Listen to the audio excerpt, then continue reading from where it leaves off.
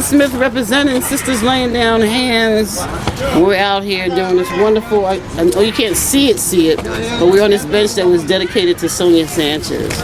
And this was in partnership with the Robeson House, even though we're in Vernon Park, but we want to make sure it still happens since the Robeson House is under construction. So why not with Sonia Sanchez and the Mural Arts and Robeson is here, and some more musicians and artists are just sharing their love today, and I have a very special person who's going to introduce herself right here and got this wonderful book. So the book right here, what's that book? It's called The Stories from the Robeson House by WYY and the West Philadelphia Cultural Alliance under the leadership of Francis P. Austin. Yes. And my name is Vernoka Michael, and I was the former executive director of the Paul Robeson House, and currently I'm the vice chair of the board of the Paul Robeson House. And we're very happy to be out here this evening. And one of the things that was important about the Paul Robeson House was the relationship that the leadership had with Sonia Sanchez. And she's one of the ones featured in the book. And there was a good relationship between she and Fran Austin. I came in at that time, and I was very happy to say that Sonia gave us a great deal of support during her time of activity with the Paul Robeson House. Yes. And we're still around. We're at 50th and Walnut. We're currently undergoing construction. We have taken the second building, completely gutted it. Wow. So look forward to our opening somewhere in late January or February. And I hope that people will feel free enough to come back and see the new exhibit, The 5 Women of Paul. And they feature his mother, his wife, his sister, Fran Austin, and myself. So come on back, join us in keeping the name of Paul Robeson alive. And also I want to emphasize that we have just gone through a campaign where I found that many of the young people didn't know who President Obama was. Wow, really? Wow. So I said to myself, we're really going to have to kick it up. Yeah, for real. So that they really know who Paul Robeson was and what he meant in terms of social justice and working in the community. We're at 50th and Walnut, and I hope that you will remember and go on our website, paulrobesonhouse.org, and see what we're doing as far as the organization is concerned. And I'm very happy that you invited me out here today. And so I hope everybody has a good time out here celebrating Sonia, because she is a gem in our community. Thank you so much. She lives here in Germantown, not far from here. Right. So thank you. Thank you, Rick, on the camera. We're gonna play some more music.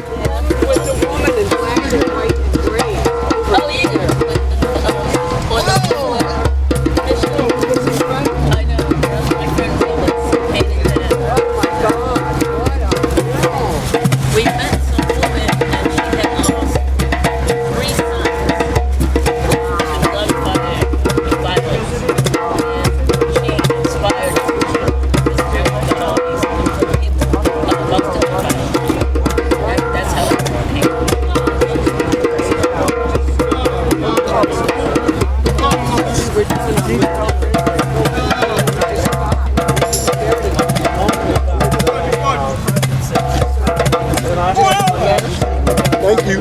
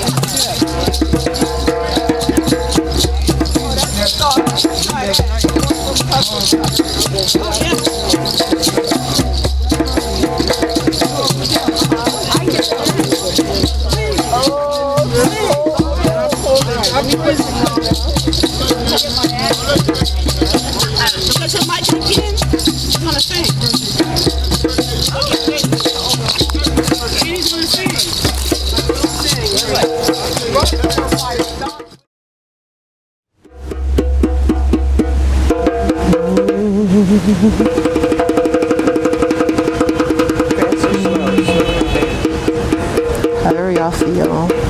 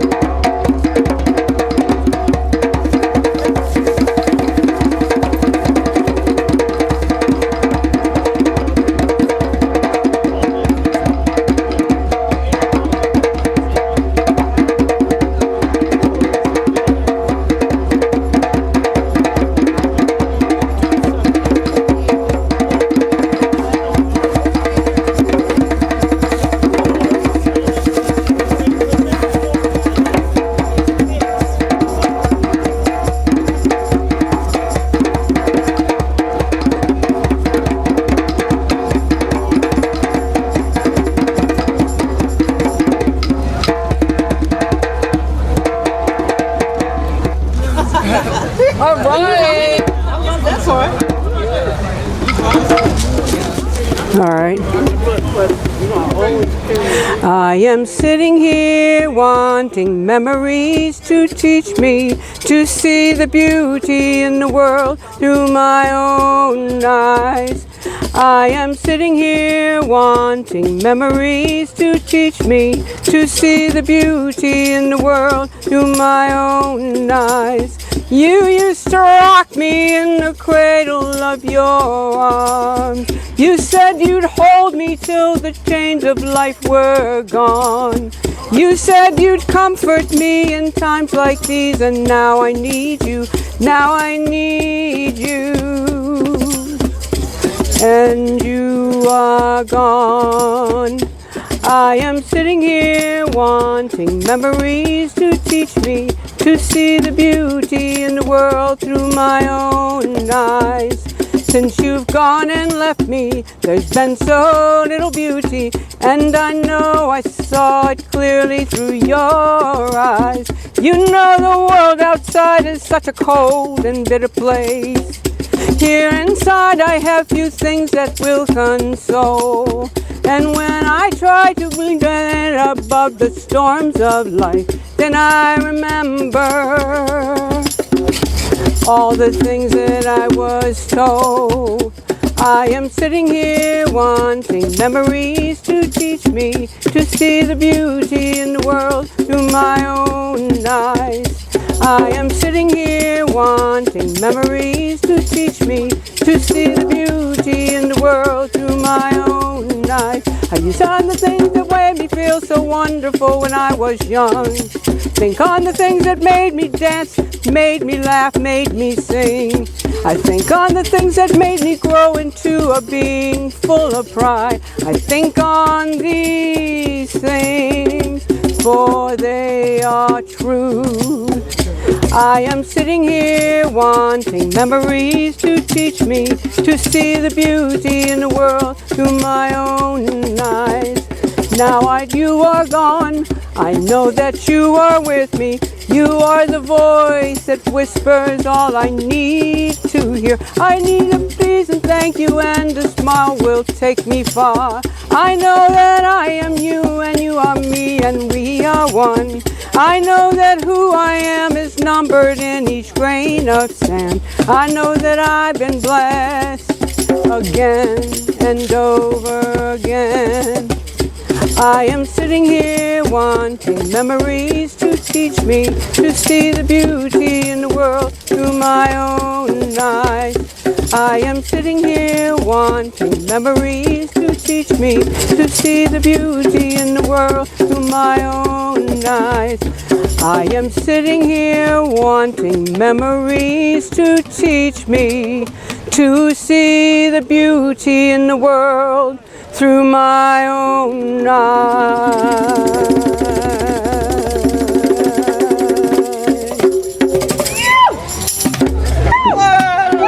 That's a great song.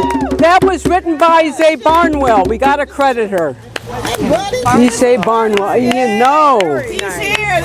This is the person that created this wonderful bench. It's Anthony. Oh! Anthony Carlos Molden.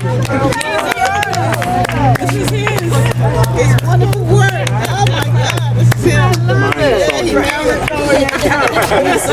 Yeah, this is him, everybody. This is him. Oh. You need that. Give some love to the Thank artist, you.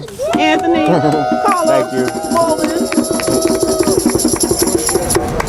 I actually used to be Sonia Sanchez's gardener for 3 years, so that was fun. I got to look at a lot of artifacts from different people like Don Cherry.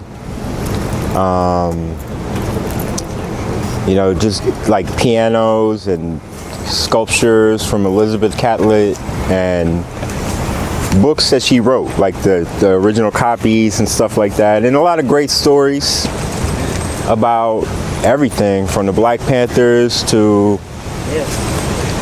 Nation of Islam to New York. She did a lot, man. It's incredible. And so I felt blessed to get to spend that time with her. I think for a long time I didn't even tell her I was an artist. Because I was just getting used to Philly, just getting settled in from Brooklyn, and so I was just doing. I'm kind of retired, but a contractor, and I was making art, but I wasn't pushing it out yet. I was just trying to, because I've moved a lot my whole life, so it's like when you move to a new zone, you don't want to barge in and start throwing things around and inserting yourself. You want to like come in, and I just came in. Was fixing people's stuff in the neighborhood from here all the way to our house in Hansberry. I live here, and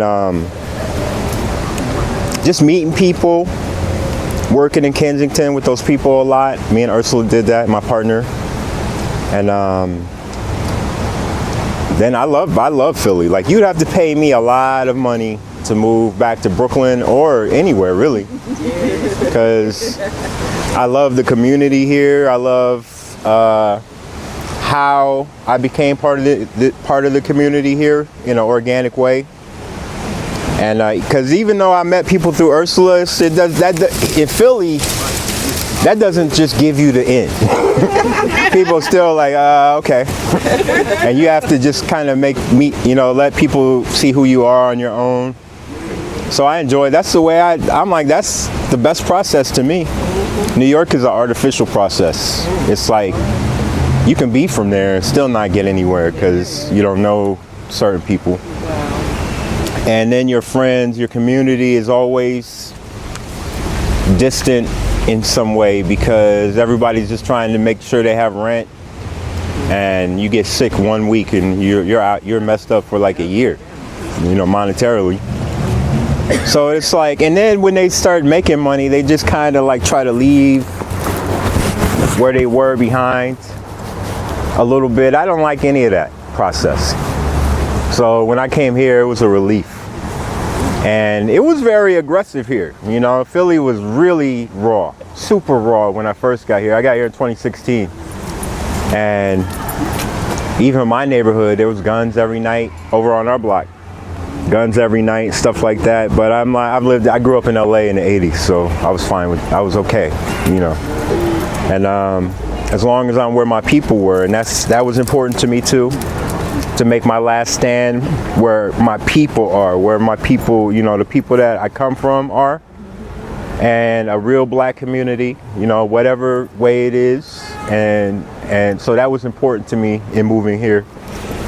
And then getting to meet all the people I met so many legendary people just living life, you know, here, and earning their respect day by day on my own, you know. And it was like that with Sonia, because she's like, she has a lot going on. I mean, for her age, if you knew how much she does all the time, and then every time, what used to happen to her, the reason that she doesn't like to be touched a lot, just in case you don't know, every time she went on to an event somewhere out of town, she would get sick from all the hugging and everything. And then COVID happened, so, you know, it's like, that's just, so it's, but she just like constantly writing books, still making appearances, and she's been wanting to do these haiku benches, these peace haiku benches specifically, for years apparently. And where's Kathy? Right there. Oh. You had on purple last time. I was like, Kathy asked me if I would do the bench, and I was like, of course. I don't know if you knew I used to be a gardener, but she asked me to do the bench. And ironically, I'm doing the sculpture of Marshall Allen, which I got to make sure all of y'all know about that, because I'm gonna unveil that in a few weeks, somewhere out in these streets. I was trying to put it right there, get it put right there where that dirt patch is. Like all summer with Mural Arts, we couldn't get the okay was just going to take so long. The red tape in trying to put art out here is crazy, but so I was just like, this was like my 6th location of not being able to lock it down. So I was just like, oh, I'm gonna just go back to just putting it, because what I do is I'll find a dirty, dark spot, I'll go clean it, spotless, take some of the materials and make a sculpture. And then I use there's a solar light right there, but I use a lot of solar lights in the sculpture. And then when it's done, I bring it back and put it right back in the spot. So when people kind of walk by there the next time, it's clean and it's got some art in it. And people love that. It's no problems. I don't need no okays for that. So, but then she came, you know, a week after we decided we were just gonna, you know, not do that. She came, not knowing about the other project, and asked me to do this bench. And I was like, yeah, that's right where I wanted to do something. So, you know, the universe provides. And I finally got to do some art for Mama Sonia. You know, like a collaboration, really.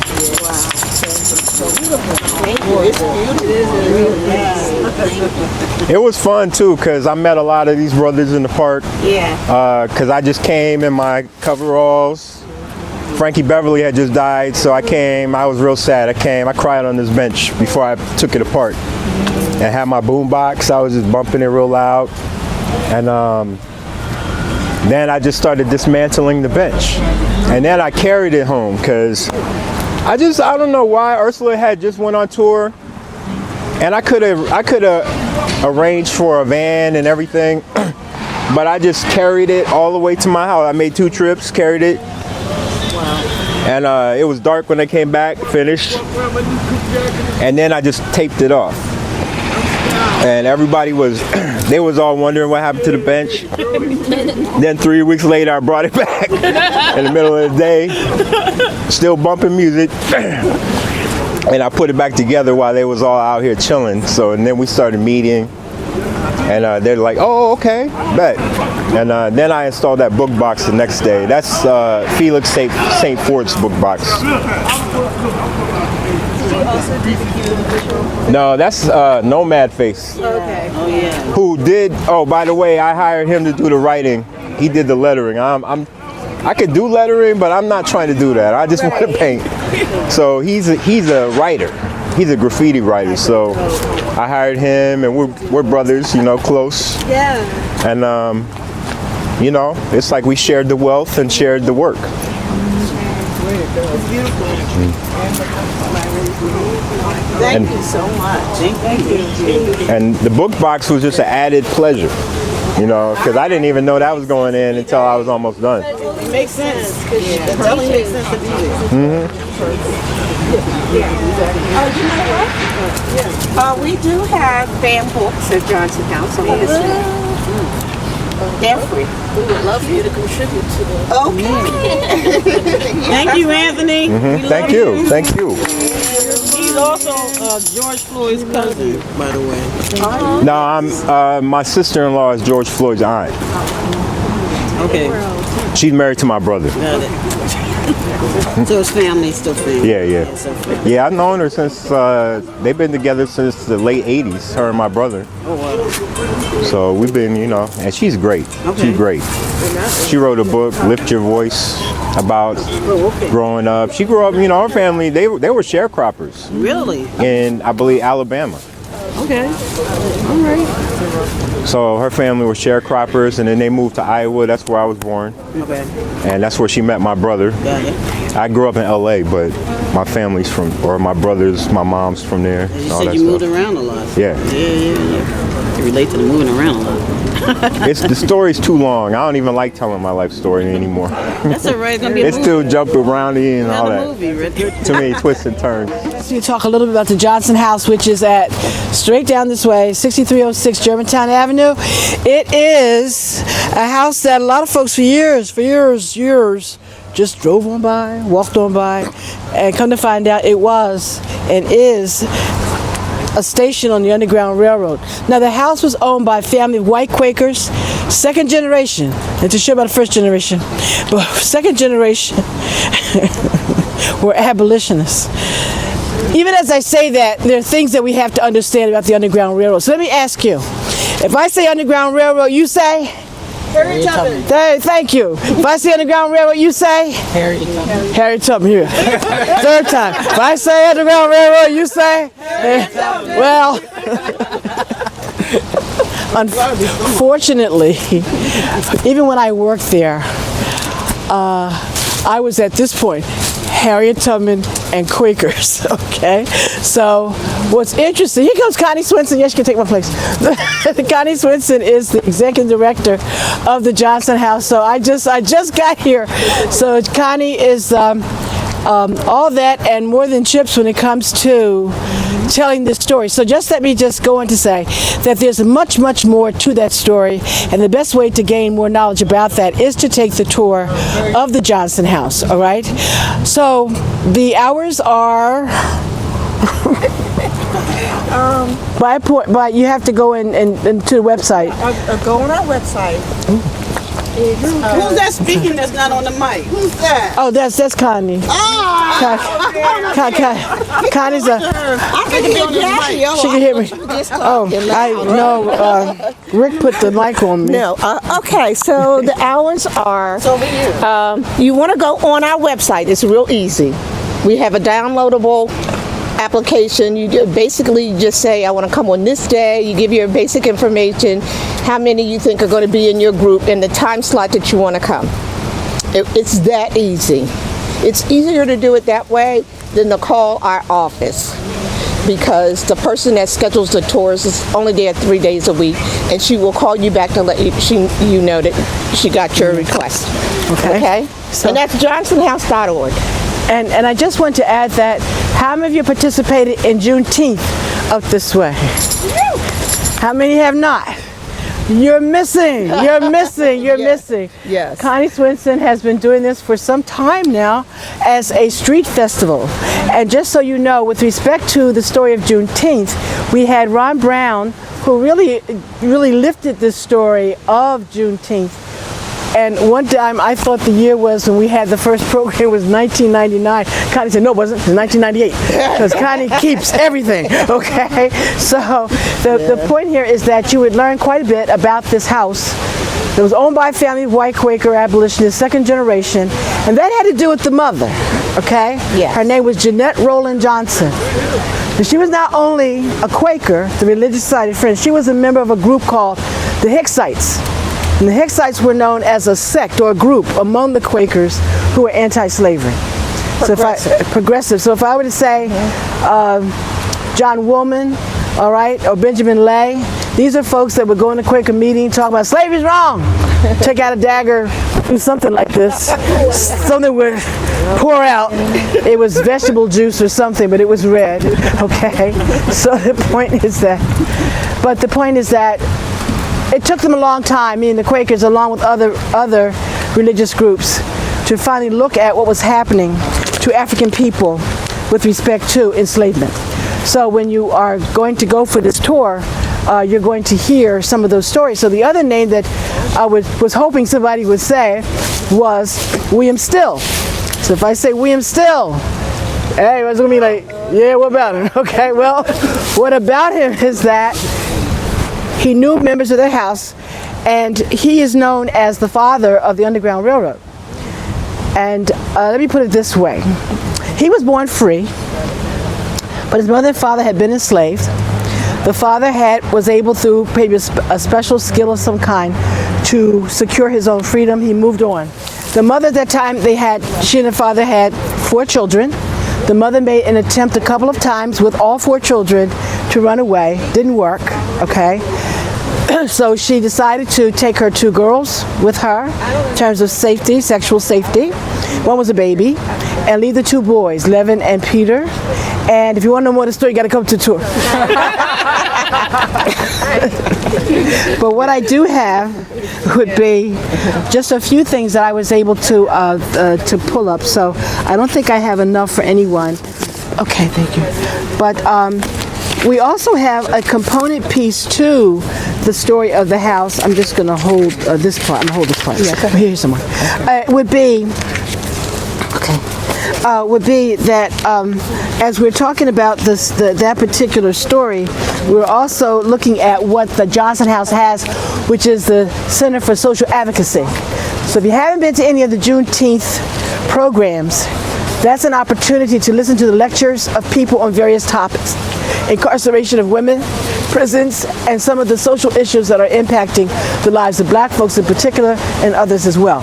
So, any questions? Yes. What is there a maximum amount of people allowed per tour? I think, Connie, I'm sorry. Is there a maximum number of people for a tour? Well, for one thing, it's important you say how many are going to be in your group, because one tour guide typically likes to have a group of no more than 10 to 12. Okay. Yeah. Some people just pull it out, but we're going to call the tour guide in. But if it's over 12, then we need 2 tour guides, because it's not fair to the guys. They got to split it out. And we have to figure out who's going to go upstairs, downstairs. And it is not so much handicap accessible. You can certainly walk right in, but there are steps to see the second floor. And if we have a tiny group, a small group, maybe a little bit more than that, okay? And we do try to go out in the yard, okay? So if you don't have any more questions, we really invite you to take advantage of this part of history here in Germantown. There are other historic houses on this we call it Germantown Avenue, but the indigenous people, the Lenape, call this the Great Road. And it is a great road. 23 take you right from Chestnut Hill straight downtown, okay? So it is a great road. And that's about all I have to say. End with, Jackie, is sure. That it's important that we come out to celebrate Juneteenth, and next year it'll be it's always on a Saturday, so it'll be June 15th. One of the reasons why this is important is because we fundraise for that, so it is free. to the community. So all the entertainment, and we don't believe in asking people to perform for us and not giving them anything. That's true. I can testify to that. To testify to that. On time. On time. People that never miss Connie's no joke with that, right? having an event, and we partner with an organization. I won't say the names of some of them that will say, "Okay, we're partnering with you, and we want to do this. Can you ask some of the reenactors or the performers to volunteer?" And Jackie will tell you, all right, no, we don't ask them to volunteer. No. They're artists. No. They're artists. They want to be paid like everybody else. And so that's not always taken too well, but that's the way we feel about it. So it's free. Bring everybody, kids, adults, teenagers, seniors. Don't not come. I'd rather for you to say, I might have a hard time getting there, and we can make arrangements for some way for you to get there.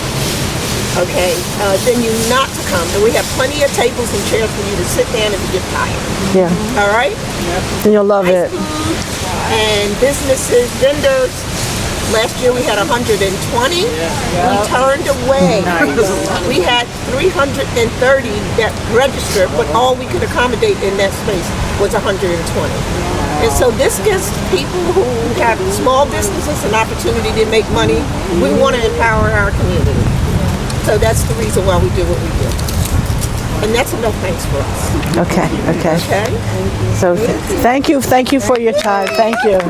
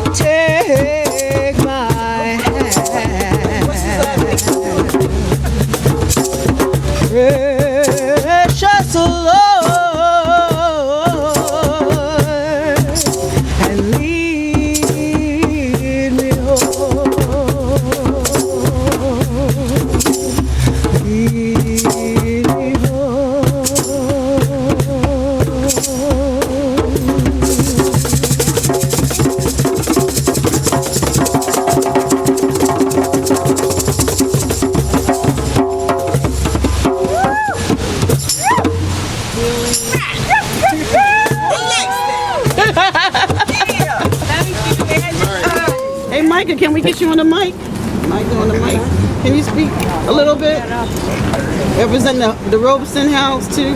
It's not on the website. It's one of the Yay! advertising. Michael Wilson. Come on down. Come on down. You guys have to share the mic here. Oh, yeah. Thank you. We're going to record this stuff here. Okay. Good to see you. Great to see Thank you for making it. Hi, the little person. This is my daughter Naomi. Hi, can I give you a hug? Good to meet you. Yes. All right. Okay. Yes, she is. Greetings, everyone. My daughter asked Dad, what are we doing? We just came from the movies. And I said, we are going to celebrate community, to support healing, that there are some conflicts that happen in our community, and we need to come together. Ms. Fanoka, it's an honor always to be here with you.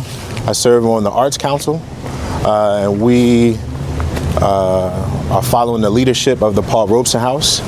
Moreover, in regards to my connection to Germantown, the co-founder of Poinciana Montessori School. It's the first African-centered Montessori school founded by Miss Imani Jackson. And my daughter, she attends Green Street Friends School. So just an obligation for our connected communities to really pull together. My full-time role outside of that, I serve as Director of Education for the Philadelphia Department of Prisons, where unfortunately some that are guilty and not guilty due to some of the community conflicts we may discuss transition to, live at, learn at, and to be fully transparent, that place is not enough. It's not developed for reform. It's not developed for reconciliation. It's not developed for conflict resolution. A lot of the young men that are housed there, yes, there are young boys that are housed there, ages 14 to 18.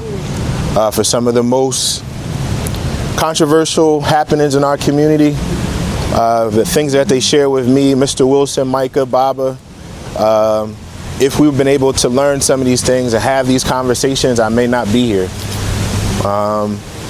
So today we stand in solidarity. Thank you for leading for being my accountability partner in regards to the work that we must do, if not symbolic, strategic, or other. And it's just a blessing to be able to stand shoulder to shoulder with my oldest, Naomi, so she could see what community looks like, where she could see what the start of change can be, and also identify her role in this, because it's our responsibility to make sure that this world is better for you. And it's your responsibility for your younger sister and those lives not yet born, as we're trailblazers for the world that we want and the world that we must protect. So I just greet you all in love. Thank you for this, to be able just to share some words. And that's really all. That's really it. No, I just, you know. Get over there. Oh, thank you. Thank you. Kathy never says no to me. I asked Kathy whatever. She never says no to me. Thank you for never saying never. I'll try to continue that tradition. Okay. No, it was just really great. I've known Anthony for a while now, ever since he kind of came to Philly. I am so grateful to have the opportunity to work with him. His work is beautiful. I've admired how it has grown and developed over the years that we've been friends. So I already have ideas, but I don't want to put them out there because I don't want to disappoint you. Right. But I would want to do some other projects and continue. And I want to continue what Sonia wants us to do, to do more benches around the city and to, keep sharing that peace message as much as possible is through the benches and through the art. So thank you, Anthony. Thank you. It's beautiful. I'm very proud to have been a part of it. Let's close out with some rhythm. I got extra instruments here, so Everybody grab something. somebody can grab something. Make some noise. Don't let mini-me upstage anybody. Grab something. Something gotta be happening. You wanna sing? I'll sing. You wanna sing? You wanna sing? Oh, I thought you wanted to sing. You gonna sing? You gonna sing? I thought you were gonna sing.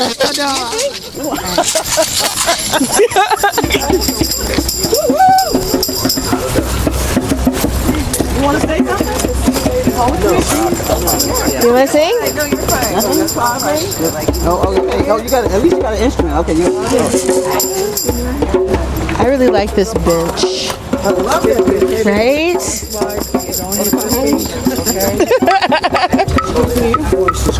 Oh, thank you. That was gorgeous. You need to like do some kind of. Yeah, I don't know if you heard me while you were singing. I was kind of doing a little backup on it. I heard you, and it sounded great. Something needs to happen. Sounded great. Your voice is Keep that beat. Keep that beat.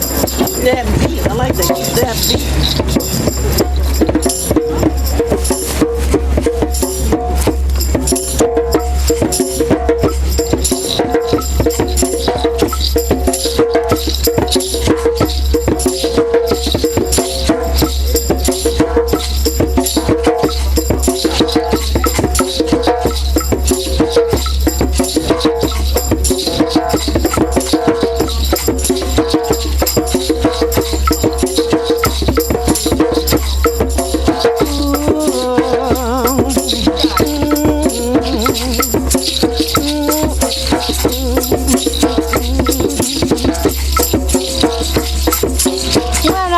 Go home.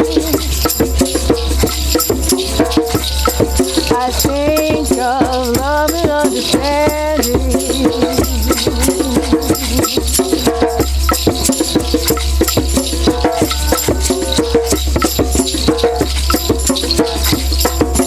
When I think of home, I think of a place that's full of love overflowing. I wish I was home. I wish I was back there. With the things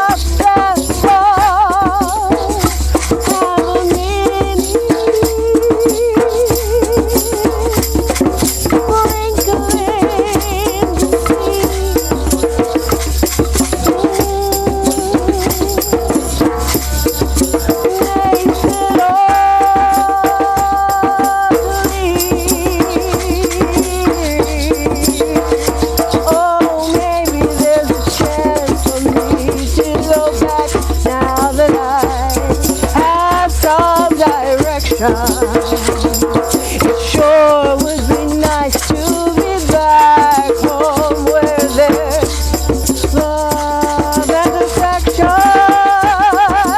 And then maybe I can convince time to flow up,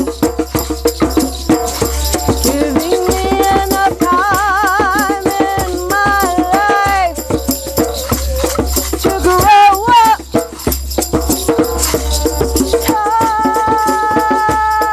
be my friend. Let me start all over again. Oh, suddenly my world has started changing things. But I still know where I'm going. I have had my mind run around in space, yet I watched it grow.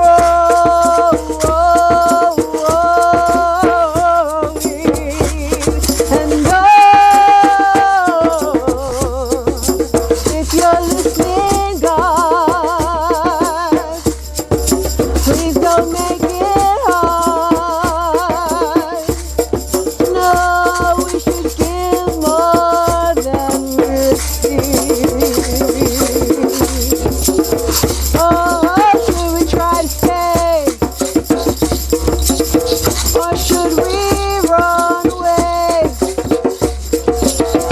Or should we just let it be? Living here in this brand new world might be a fantasy, but it's taught me to love. So it's real to me. And I've learned we must look inside our hearts to find a world full of love like yours, full of love like mine, right? Full of love like yours, full of love like mine, full of love like ours, like home, like home, like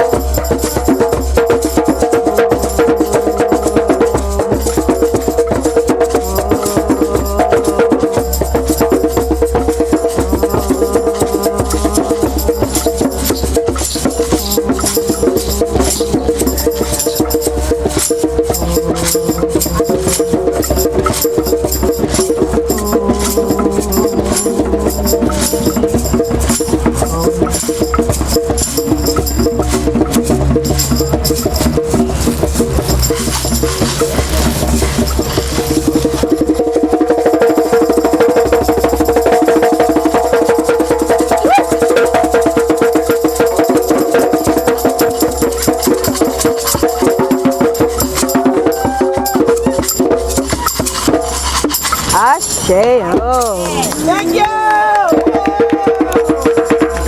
you, everybody. Thank y'all for singing. And some love to the videographer. Rick is on the camera.